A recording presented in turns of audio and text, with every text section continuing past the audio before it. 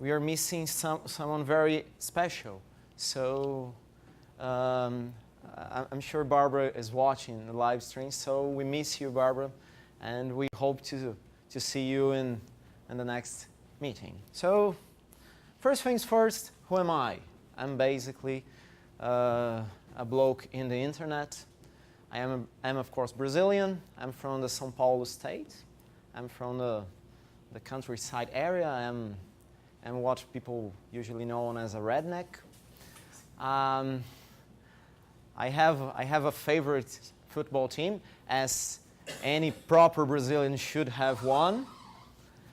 Surprisingly, I have a PhD in computer engineering, and I work as a theoretical computer scientist. And if you know me in the internet, I am known as a cricketer rubber duck. So let's talk about the beginning. As they say, every journey starts with the first step. So I had a huge project in my hands.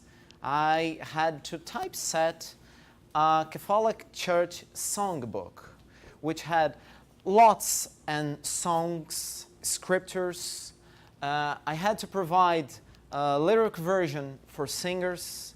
I had to provide code versions for musicians, and I had to implement lots of indices and cross-references, because in the Catholic liturgy you have liturgical periods in the year, and you have moments during the Mass in which you need to, a certain song is appropriate. So I had to cross-reference this. So if you think of the Cartesian product, things are gonna go wild. Besides of that, I had order of Mass and other common prayers to the faithful Catholic.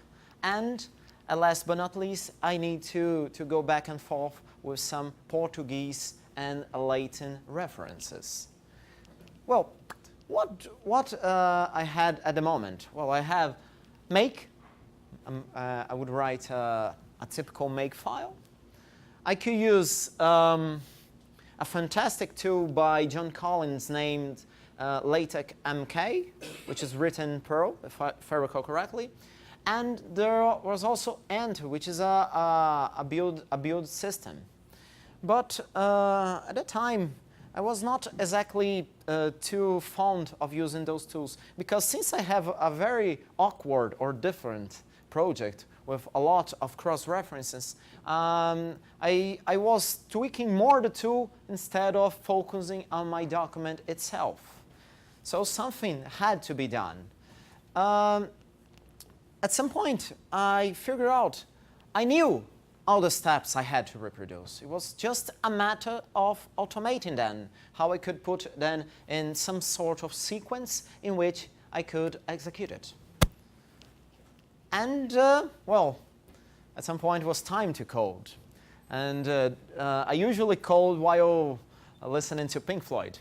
The point is, I was trying to understand how my tool, this supposed new tool could work. If you look how compilers work, in theory, you remove the comments and you stick with the code. So I was wondering, what if my tool could work on the other way around? I only extract some sort of different kinds of comments, and I ignore the rest. So that was what I was gonna do. So a bird has hatched. So that was the beginning of arara. As Paulo say, arara is a beautiful Brazilian bird. Someone might claim arara is not exclusively Brazilian, but I personally would like to argue that araras are our patrimony. Okay, so the name comes from Tupi, in particular Tupi Guarani, which means big bud. Arara means big bud, not the big bud from Sesame Street. Okay, that's another kind of bird. Just for trivia, big bird is known as a golden condor. Okay, sadly he's not an arara. Well, araras are naughty, are colorful, and noise. Actually, you promised there would be araras here in IMPA. No. Okay, and arara is a palindromic name. People in the Stack Exchange community are actually very fond of palindromic numbers and palindromes in general. And I think this is my guilty pleasure. I think it's a funny pronunciation, especially for foreigners. So we usually say arara, but I believe there are a lot of variations depending on which part of the world you are. So I got the name. It's time to work on the tool. So which arara are you? We have at least a lot of species, and four of those 12 species live in Brazil. My particular arara is one. It's called Canindé. Arara Canindé has the proud colors of our country. So that's why I picked that. And we got a logo. So that's arara for you. So let me introduce you guys to the basics of the tool. Out of curiosity, who uses arara here? Or at least knows? Oh, okay. Okay. So let's see how things would work with LaTeX MK. So I have some source file, and I have the tool. So I run the tool on the file. What I get a very nice, a fine PDF file. So that's great. I don't need to do anything. If I use a similar tool named Rubber is probably now deprecated and should not be used by anyone. There are far better options right now, but I think it's important for historical purposes. Rubber had the same philosophy. So you have the source code, you run through this tool, and it keeps track of everything, and it does the job for you. You end up with a nice PDF file. However, if you do the same with arara, you get nothing, basically nothing. So why is that? Because arara employs a very, very different approach. It's not an automatic process, and the tool does not employ any guesswork on its own. The reason for that is technical. TeX is at least context sensitive, and processing context sensitive language, it's rather difficult. Of course, you can correctly guess how things work for the majority of documents, but that's not true. It's not always true. So I decided to go to the other side of the spectrum. Instead of automatic process, you just identify what you exactly want. So in short, you are in control of your documents. And now I thank the Dante friends for providing me that very nice lion image.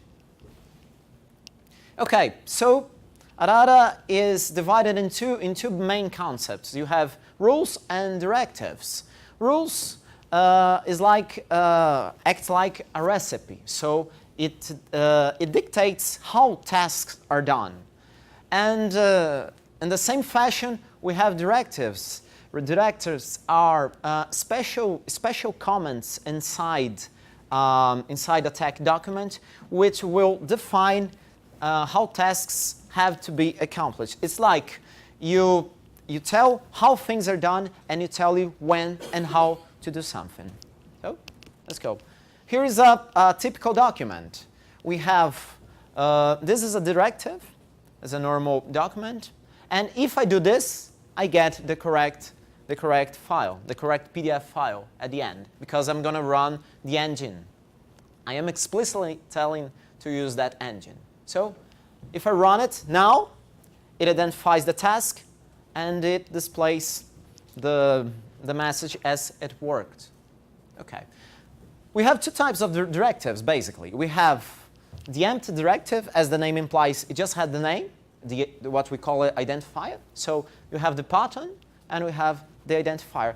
Well, but at some point I would like to provide some extra information or extra attributes to the task I'm running. So, for example, in this case, I am enabling shell script in PDF LaTeX. In this case, I like to use a concept I humbly call natural Boolean. So, true, yes, on, and 1 are normalized to a true value. No, false, off, and 0 are translated to a false value. So it's a way of having a more natural way of interacting. Because here, I'm not talking about computational power. I'm talking about expressiveness. Things need to be expressive for people to use. And let me talk to you about the timeline. So I have the first public release in 2012, I believe. And we had those lines of code. It had nothing in that version, but was the first start.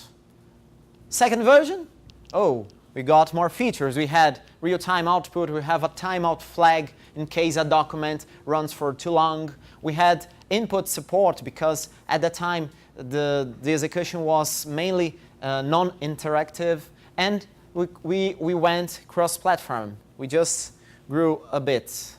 Then version 3, which was in Citan, I believe, a couple of weeks ago, we had more features. We had configuration file, we have localization, improved syntax, and built-in methods. So it technically doubled the lines of code. And I finally reached Citan, TeX Live with this version, and MikTeX. My life has changed. To be honest, I believe my life had truly changed when I got an email from Heiko. Heiko wrote me and said, hey, I like this idea. I use Arara for bundling my packages. And I said, whoa, someone from the tech trinity left the tech pantheon and came to Earth and talked to me.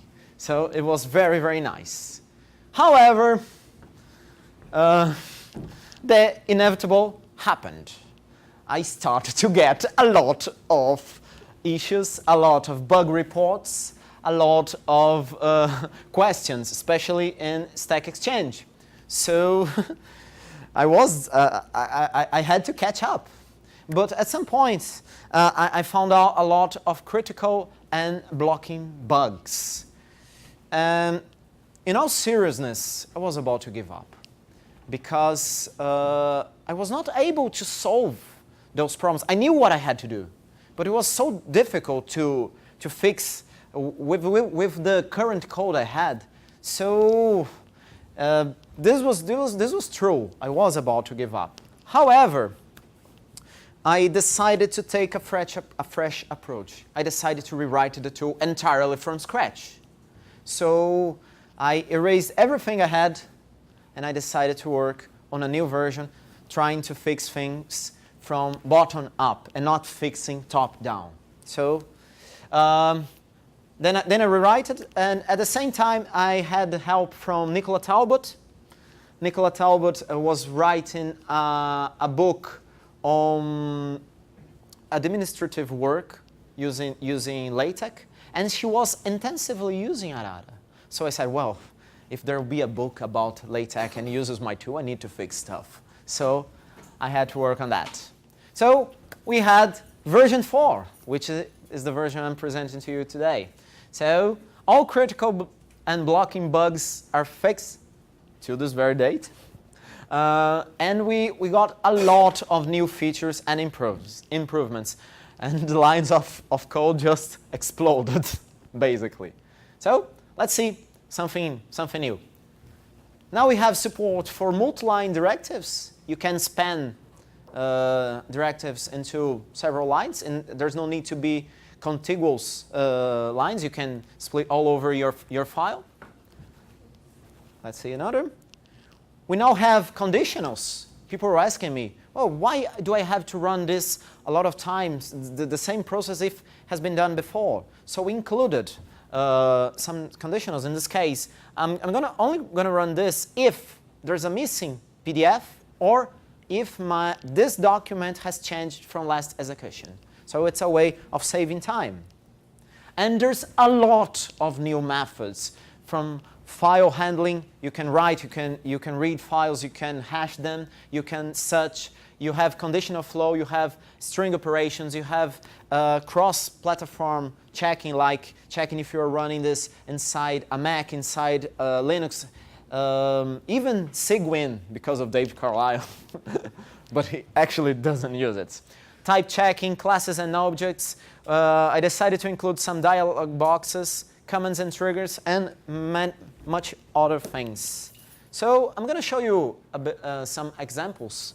It is terminal just for you guys to know. The first example, it's the simplest. It's just one directive. So if I say this, I get the correct result. This is what we call silent mode. Arara hides the output, but of course I can show what we are used to see in this fashion. So it is clearly separated which part relate to which. So let's see the other example. This is a trick code. I think this is better. This is a trick code, as you guys can see.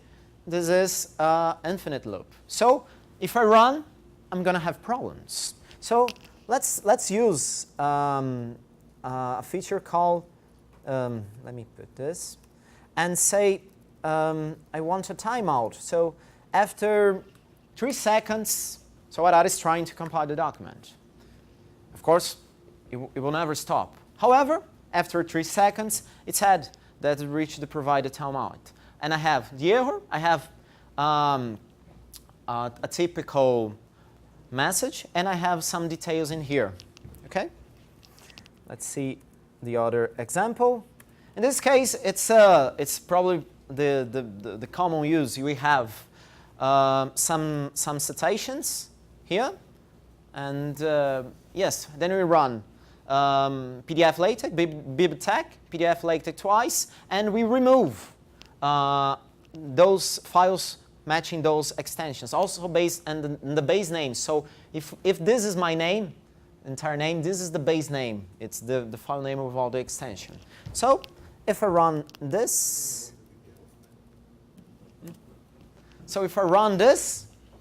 look at this, and we got it.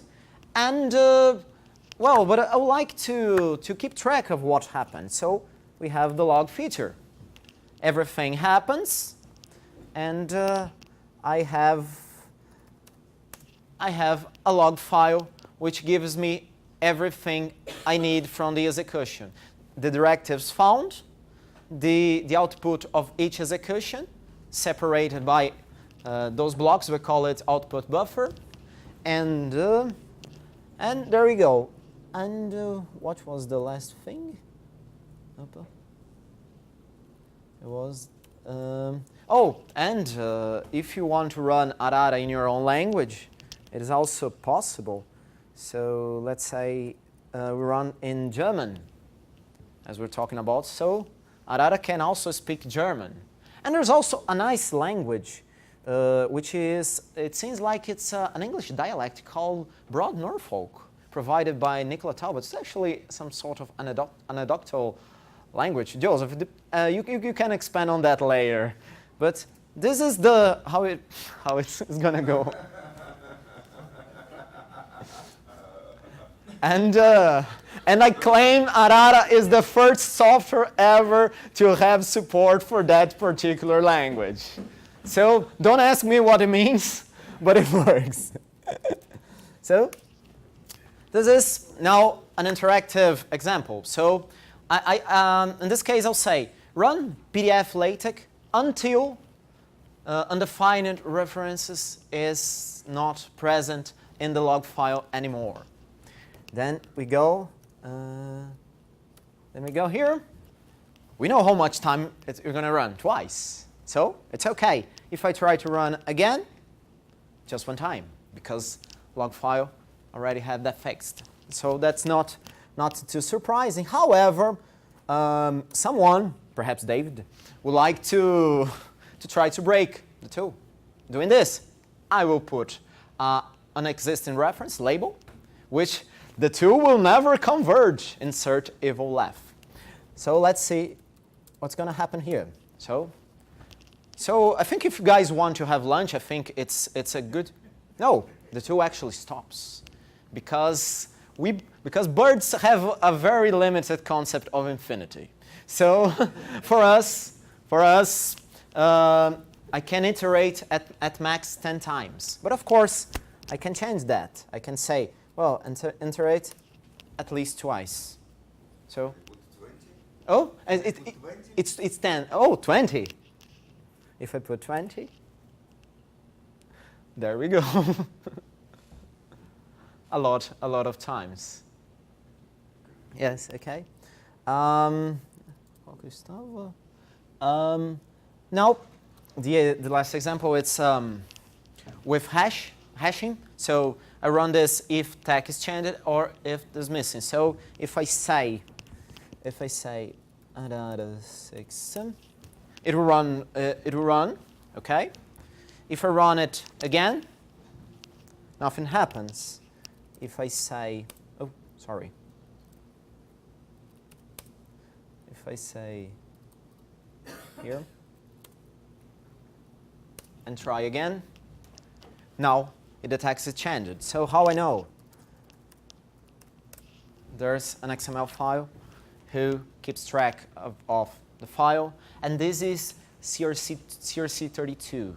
I can expand why I chose that particular algorithm, because I believe it's a fast algorithm. It's not intended for hashing, but since tag files are usually small, are usually simple, I do not personally believe it would be, or you'd have a lot of clashing or collision. That's why I chose that, because of course I could use other algorithms like MD5, but I personally would think it would be too much. Perhaps next version we could include an option to select which we wanted. And this is an example with dialogue, so I can say, I run this if, when I show an option, when I say, do you like pineapple pizza? Yes, and heavens no, needs to be the second option. Here's, I took inspiration Lua, and I used the index starting at 1. So you only compile if you do not like pineapple pizza. Okay. The second is shows almost the same concept, but with a drop down list. So you can say, what's your favorite package? And you have a list of things here, and you pick the 5th element. And here, the last one, you show input and set, what's your name? And it needs to be Paulo. So let's run this one just to, no, it's 7, sorry. Okay, so first thing first, do you like pineapple pizza? No. What's your favorite package? There's a lot of favorite packages. Of course, it's long table, because long table is the most awesome package of all times. This is a recurring joke, don't worry. And say, what's your name? So I say Paulo, and okay. So, sadly, for my grand finale, sadly I do not have, I cannot put sound, but bear with me. The last example, I allow Arara to load arbitrary Java code inside even directive or rules. So in here, I'm asking, who's the best person in the world? And it needs to be David. And if so, I load an object, and I call a method. So let's try it. I'm sorry if we won't be able to hear, but so let's say Joseph. Sorry, Joseph, you're not the best person in the world. So let's try with David. Let's see if we can hear. it shows David, and it's playing Rule Britannia here in my laptop. So when I click OK, oh, sorry, it works. Oh.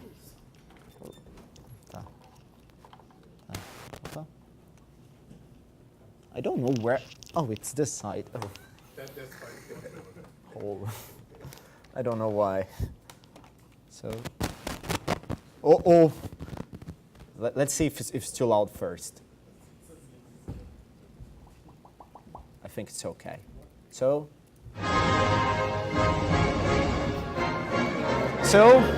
Dave, that's for you. We miss you, buddy. And, well, so let's talk about the future. Version 5. I don't know, new features, improvements. I probably will pass the baton to other crazy person who wants to continue. So, I kindly ask you, help us open an issue, fork the repository, contact the team, do whatever you feel like. And I'd like to say for you, not to help just the arara, the software, but help the Brazilian fauna as well. I put here an institute called Instituto Arara Azul Blue Macaw. So be a donor and contribute to the conservation of nature. It will be very nice. So, thank you very much.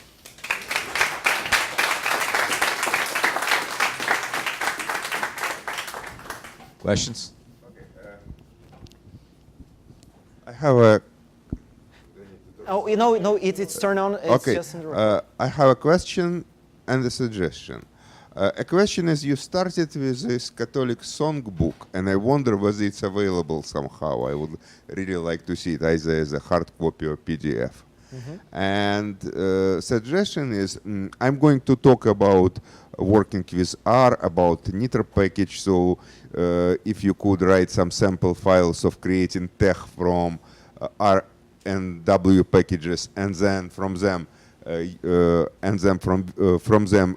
having PDF, it would be also very interesting exercise. Oh, thank you very much. I will. The book is not publicly available, but I can make it. I don't believe there are any copyright issues regarding that. I just never thought it would be useful. Typographic examples? No. Yes, definitely. Thank you, Boris.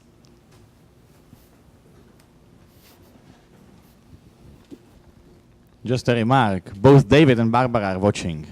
Oh, thank you. Thank you. Hey, guys. Yes. Without much ado, we'll proceed to lunch now. Okay. So I need to give you some instructions. First of all, you need this little ticket here with me. And lunch will happen right underneath us. You have to go down the stairs, go to the elevator, and go around the